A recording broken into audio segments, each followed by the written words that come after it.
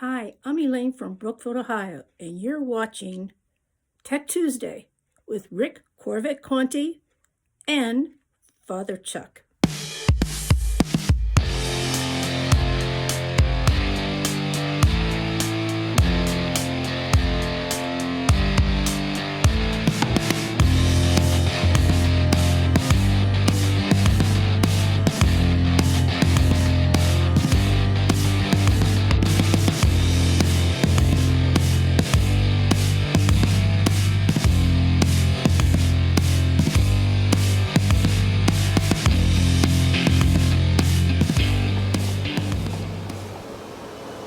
Let's jump into it. I'm thinking. You're welcome to start the show. I mean, it's Welcome to Tech Tuesday. Okay, thank you. That's all I needed. Here's the best line that we've shared on our videos of last. You didn't get a chance to see it yet from Sunday. Listen to this from Jennifer. But anything that you really like? She's beautiful, but mostly I got a new kitchen and bathroom out of her. Yes, she is the wife of Carrie that just got that awesome E-Ray. We'll talk more about that in just a minute. But the wives are like, yeah, nice car, hubby, but I love my new kitchen. That's fantastic. It's fantastic. We've got a shorter Tech Tuesday than anticipated tonight. It's because over here we've got a we got a pile of I don't know. I mean, we get some wacky questions, and we really want to try and give you guys the right advice. But some of the stuff is just, the answers anyways are just not available. So. Could be coming at a future Tech Tuesday. Here's what we got for you tonight, just a couple. And then we got a beautiful ride segment. And we've got one beautiful ride that almost got wiped out in the snow and hit a wall. So we'll show you that here before we go tonight. Thanks for joining us, guys. Is that the one you brought back? No, it's not the one I brought back. Just No, checking. I was doing donuts in that one. I know. That was a lot of fun, man. It was. All right. This one is from Mr. Heller. It says, Rick and Chuck, we all love Tech Tuesday and all the helpful advice you give. Paragon Performance just came out with a tool to mount to the DCT that will allow you to put the transmission in neutral if the car ever breaks down and may need to be moved or towed. Would that in any way void my warranty? It looks pretty handy to have just in case. Does Chuck think it's a good idea? Would it be easy to use? I haven't seen the tool. I know Paragon's pretty good about what they make and the stuff they supply. They do a lot of research before they just go, hey, here, try this. Right. So, no, that's right. And what he's referring to, so we can extend the conversation there, this was at the beginning of C8, was a big cover. You and I did numerous videos on this. If you lose power to the car, you have a brick. You can't move the car. You can't put it into neutral. It's hard to get it onto a tow bed, that kind of stuff. So that's what the tool he's talking about. You'd have to take everything out of the back, and you actually would need two people at least, because someone has to put the wrench. It's a special wrench you had to buy, and you had to pull it back and hold it back, and then the other guy would push the car. The tool he's talking about prevents that from having to be held. You actually just put the tool into the neutral mode, and then you can push the car. If you bought GM ones, $800 one, you could do the same thing because they had a ratchet mechanism in it somehow. No, see, I thought you actually had to hold it back. No, I did that on one I had in here. Okay, well, maybe I'm mistaken. But I'm sure Paragon's is not $800. Let's just face it, it's a pain in the neck, and it's not an easy task. No, it's not. Let's hope that you don't have to encounter that. That the C8s do require, as you see on the show, a little more attention, a little more maintenance, but it is a lot more car. So those are things we have to do as owners. If the car's going to sit for, and you've talked about this before too, if the car's going to sit for, what car did you have sitting here for a long period of time? The problem is you guys let the car sit in the garage, but you go and open the door. Yeah. Or you walk past it with your key fob, so you're waking up some modules. But if you just park it and leave it alone, don't touch it. It should be good for a couple of months, easy? Well, I had that one brand new one that sat for 4 months. It was an unsold C7. Right, okay. Yeah. We left the cover and everything on it because we didn't have nobody to buy it. And it sat down here for 4 months. Yeah, I never started my car, unlocked my car, didn't have it plugged in when I was about to get my surgery. And I think it sat for 6 weeks in the cold, 0 degrees many times. And when I went and started it, I was a little nervous, like, oh my gosh, is my car, I had the battery tender, why didn't I just plug the damn thing in? It's like, is it gonna start? And it started right up. It was no problem, no low voltage, no nothing. So gotta keep that in mind when you're maintaining your car, depending on where you actually store it, if you're actually in a climate that you have to worry about storing the car. Well, not only that, a lot of us are old school guys. Oh, I'll just start it and let the alternator charge the battery. Great point. Don't work anymore, guys. No, that's right. The only thing the alternator does on these new C8s is maintain a fully charged battery. It will not charge up a dead battery.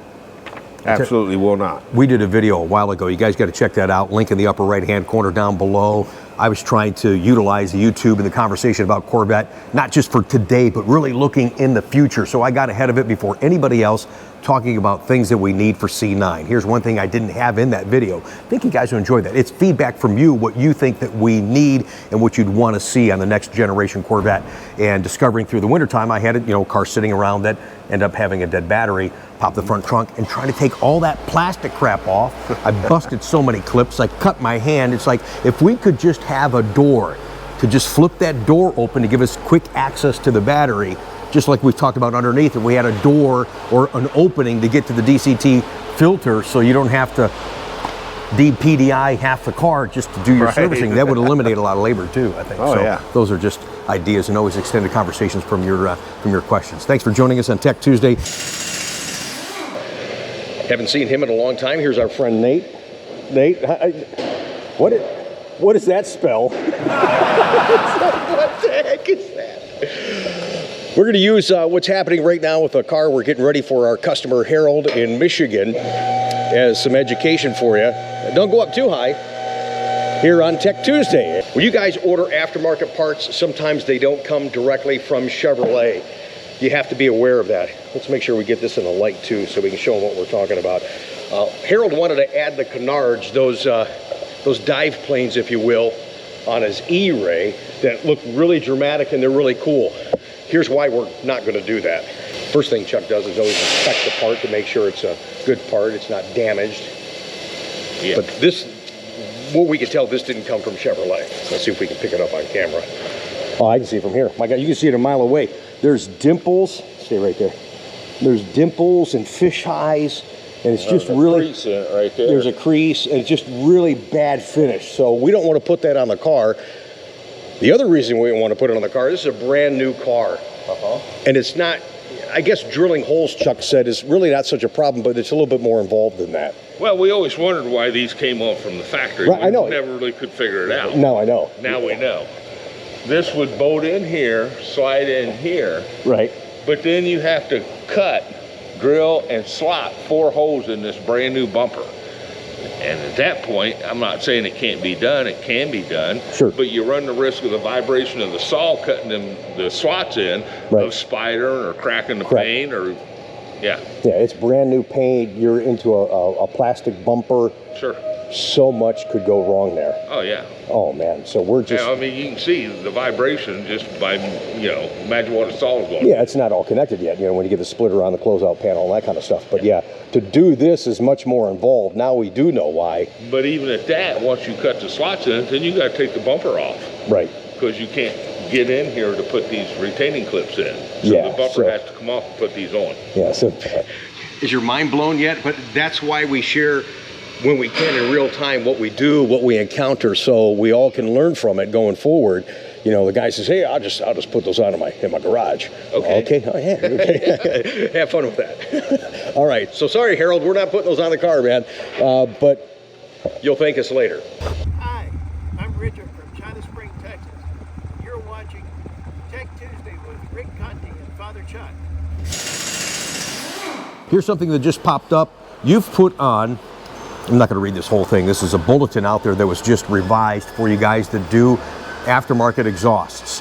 Yeah. And one of the aftermarket exhausts that General Motors promotes, that's on their website, that you can't really order on the car, you got to order it through Parts Accessories, and then he puts it on a PDI, or after you have the car, you've put several of the Borla Attack exhausts on. However, one of our local customers, you've put on 3. Well, this will be the third one. This will be the third one. Yep. But there's something different now, if you could remember and elaborate. Well, with the first exhaust we put on, the valves, not the valves that bolt onto the pipe. The inside? The valves inside the pipe themselves.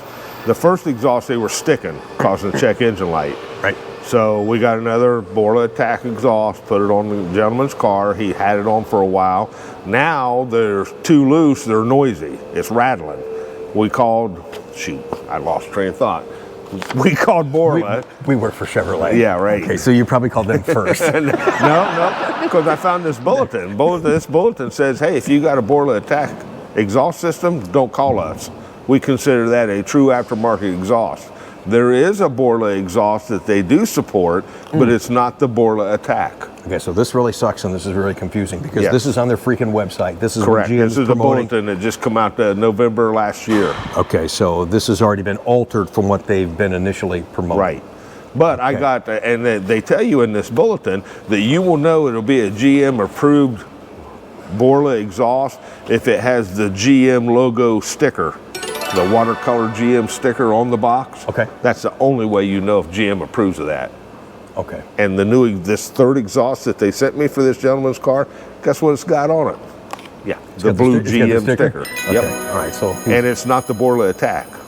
So I'm wondering, and I'm speaking out of turn here. I don't know what the differences are between those two exhausts. Yeah, I don't know. I'm assuming that maybe he doesn't now have the ability to open and close. Well, no, I'm the sure they exhaust. still will. I just don't know if it's quite. I haven't put the, Yeah, so you don't the know. third That- exhaust on. that could be the change. And I told the service advisor, I'm like, hey, whoa, you need to call this gentleman because he spent a lot of money. He bought it with the GM points when he bought the car, Right. and tell him GM's backed off to the Borla Attack, and that's not what's going back on his car the third time. It's still a Borla exhaust, but I don't know how it's going to sound. I just don't know till we get it on. So. Now, if you guys like the exhaust that Kerry had on his E-Ray this past Sunday on our Coffee with Conti show, that was a Corsa exhaust, and you did have an ability to open and close that. I think my friends at Paragon actually sell that. Go to ParagonPerf.com. Try Conti 25 at checkout. It might qualify for a discount. They also at Paragon have other exhausts that they custom build for your car, so there's a way to really enhance the sound, and I think that's the one shortcoming that we've all wanted to do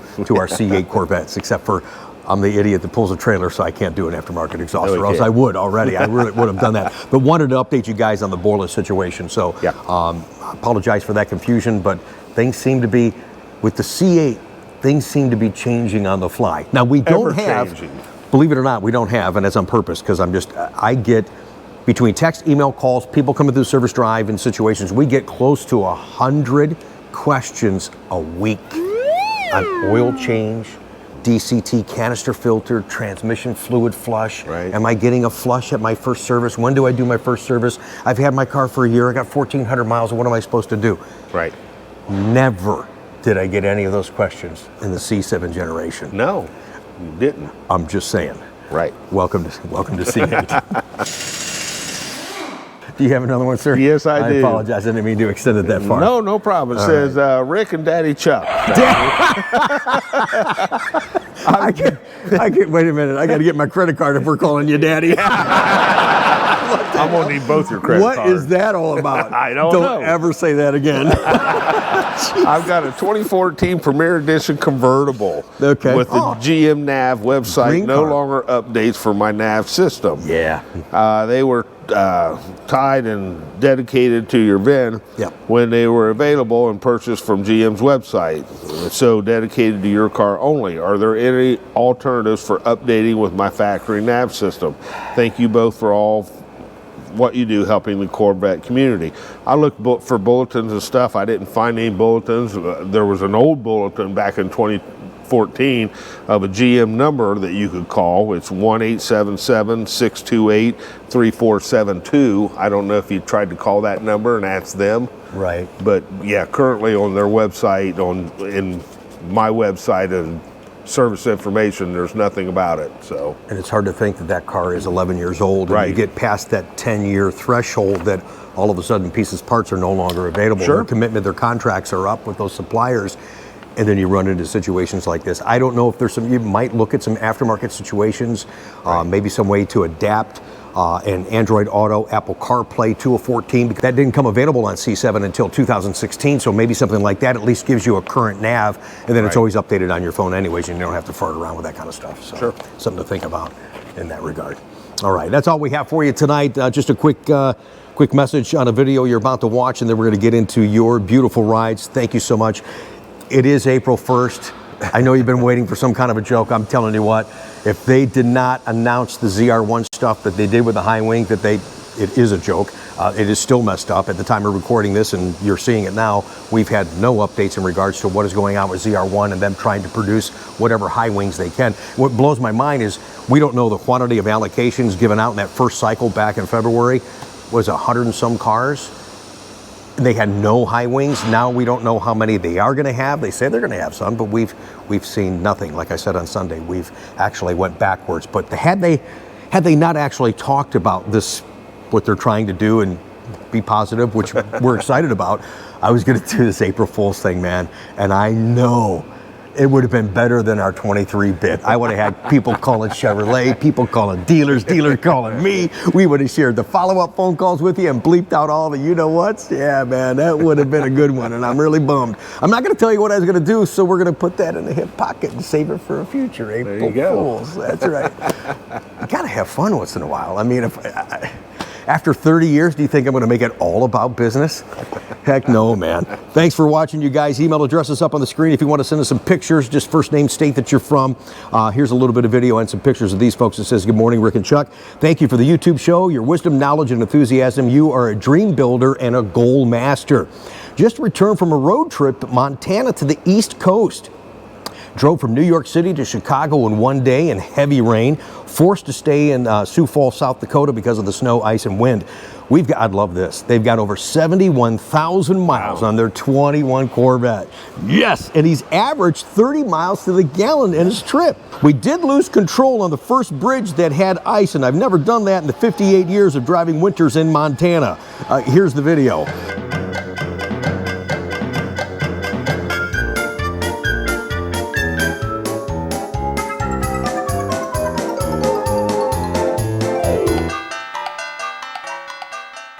Oh my gosh. As I like to say, some butts were puckering in that one right there. Oh, yeah. Bruce and Carol, thank you so much for watching. We're going to show off now your beautiful ride that's still in one piece. Let's keep it that way, and so many others. Thanks for joining us tonight. Remember to support this channel by subscribing, thumbs up this video, hit the bell notification, and make some comments down below.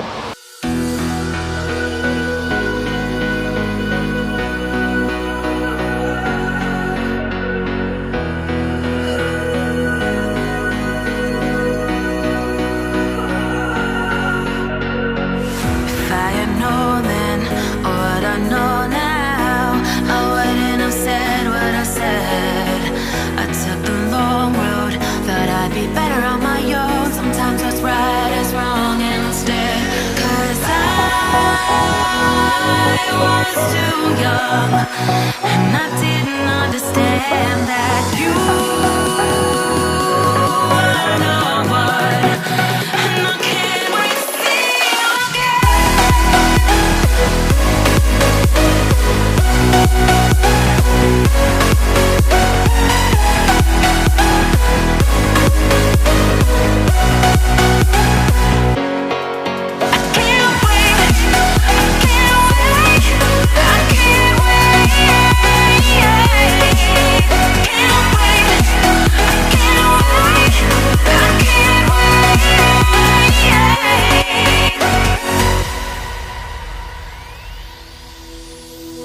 Hindsight is fleeting, oh, and your heart's bleeding, and all you can see is red, till you discover it is within each other to forgive and make amends. If I had known then, or what I know now, I wouldn't have said what I said. I took the long road, thought I'd be better on my own. Sometimes what's right is wrong instead, 'cause I was too young, and I didn't understand that you were the one, and I can't wait to see you again. Oh, I can't wait, I can't wait, I can't wait, 'cause I was too young, and I didn't understand that you were the one.